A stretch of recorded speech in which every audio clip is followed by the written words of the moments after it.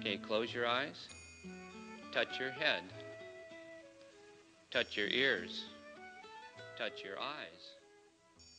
How many of the children you teach have a complete concept of their own bodies? How many have an accurate sense of the position of their bodies in space and their position relative to other objects? Without careful screening, it will be hard for you to tell. But we know that in every kindergarten or primary classroom, there are children who have not yet developed these fundamental perceptions. And we know that without help, many of them will have serious difficulty in school.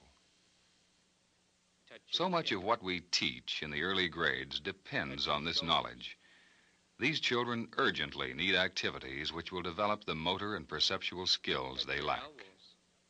Jack Capon, supervisor of physical education for the Alameda, California Public Schools, developed one of the first comprehensive movement programs for preschool and primary grade children. For many years, Mr. Capon has been developing activities which can help every child achieve positive feelings about his body and the many things it can do. Touch your hips. This is a kindergarten class in Los Altos, California. Mr. Capon has worked regularly with these children and their classroom teacher, Mrs. Barbara Brunn.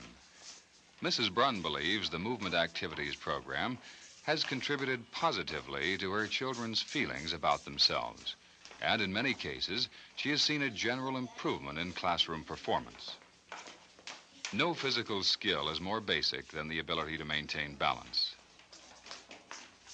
Mr. Capon likes to begin with a sequence on the walking board. First, can a child walk the length of the board? Slowly, body erect, eyes straight ahead. When the child can manage this task easily, it's time to increase the challenge. Now a change in the center of gravity and reversal of visual attention.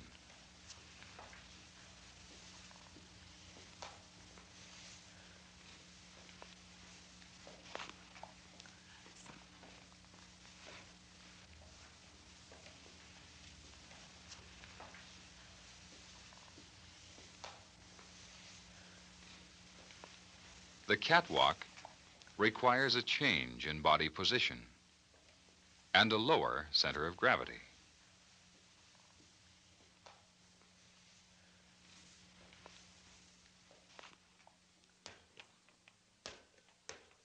Learning to deal with two problems requires new concentration. Now the child must rely more on his tactile and kinesthetic senses.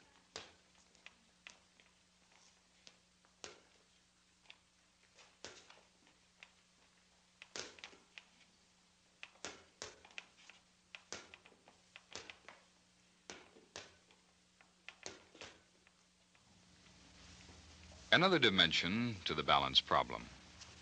The weighted pole puts stress on the left side of the body. The child must compensate to maintain equilibrium.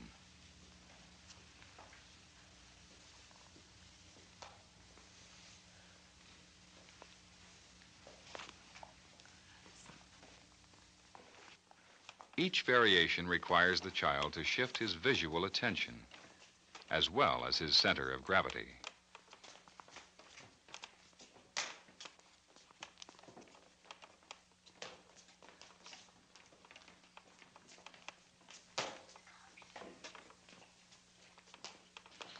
Now we're going to be moving in the circle that's on the floor. I like the way David froze. Many primary grade children are confused about the position of their bodies in space or their position relative to other objects. Group movement within a confined area focuses the child's attention on where he is and what he is doing with his body. The way the teacher poses the problem can encourage the child to think about his actions. Now, if you touch someone, you must squat. Go.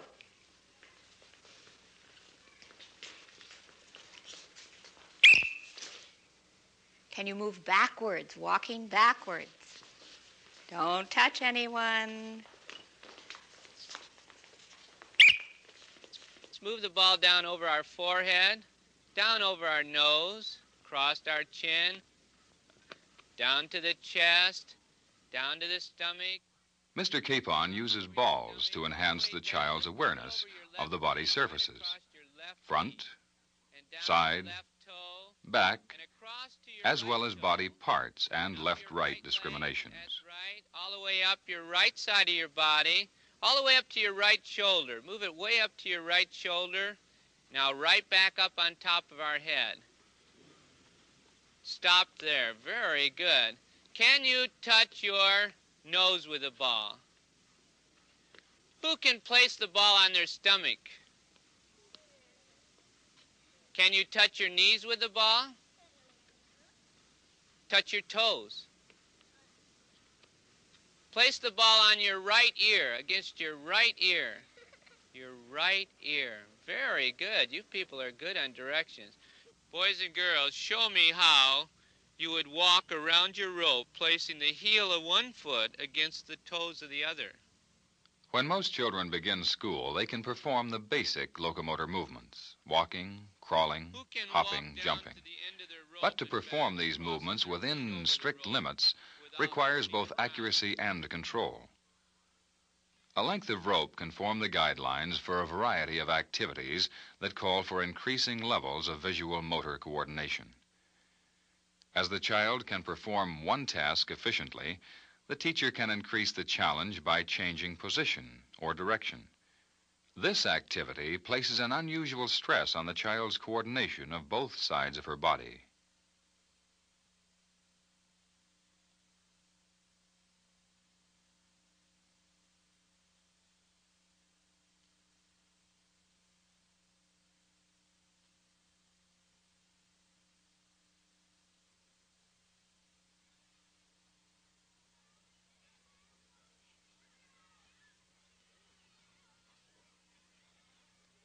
Until a child can hop well on one foot, don't expect him to skip rhythmically.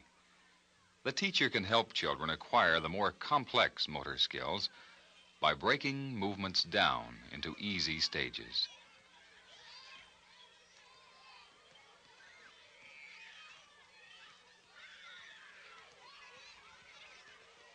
When obstacles are added, the child must rely even more on his ability to judge his movements and predict their outcome.